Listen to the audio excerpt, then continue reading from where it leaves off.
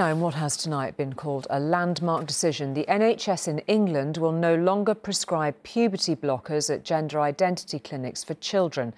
The government says it means treatment will now be in the best interests of the child. Trans activists call it a blow to their community. John is here to take us through this story, and it's been a controversial and long path to this decision.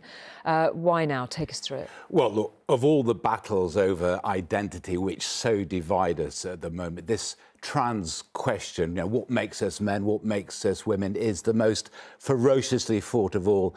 And the treatment of children within that, not surprisingly, the most contentious. So we have to remember at the base of all this is some of the most vulnerable people, young people in our society.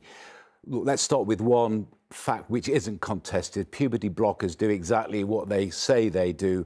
They slow down the process, they halt the process of a young person's sexual maturity. Their proponents say that then that gives that young person who is questioning their gender identity pause for thought, a time to reflect on what steps they want to take. The problem is this, Julie, there just isn't the long-term evidence to say whether they're safe or not. There are questions over the impact on bone density, long-term fertility. Some people think the effects might not be fully reversible. That broadly is the conclusion of this NHS review and consultation. So from now, there'll be no more puberty blockers prescribed on the NHS. There will, though, be prescribed as part of a trial which they hope to get underway by the end of the year. And the 100 or so patients who are presently on these drugs, their treatment will continue. And what reaction has there been to this decision? Well, it's been as polarised as the response to the consultation. Mermaids, one of the best-known advocacy groups for trans people, said tonight that this is a further restriction of support offered to trans children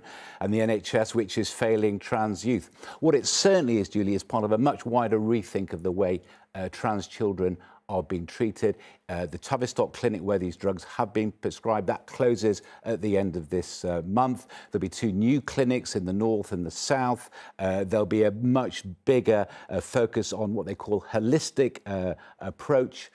Some people are heralding all this as a sort of return to treatment by science rather than ideology. But given the huge increase in the number of children presenting as trans, I doubt very much whether it'll settle the bigger arguments which underlie all this. OK, John, thank you very much.